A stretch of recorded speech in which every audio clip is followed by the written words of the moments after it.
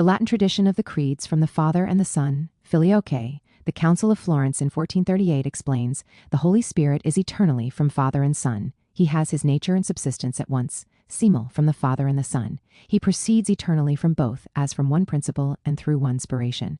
And since the Father has through generation given to the only begotten Son everything that belongs to the Father, except being Father, the Son has also eternally from the Father, from whom he is eternally born, that the Holy Spirit proceeds from the Son. 75. 247. The affirmation of the Filioque does not appear in the creed confessed in 381 at Constantinople, but Pope St. Leo I, following an ancient Latin and Alexandrian tradition, had already confessed it dogmatically in 447, 7 even before Rome, in 451 at the Council of Chalcedon, came to recognize and receive the symbol of 381.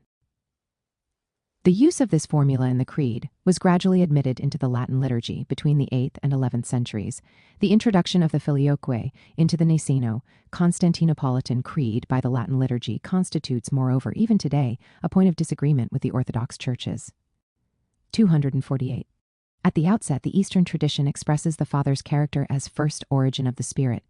By confessing the Spirit as he who proceeds from the Father, it affirms that he comes from the Father through the Son. The Western tradition expresses first the consubstantial communion between Father and Son by saying that the Spirit proceeds from the Father and the Son, Filioque.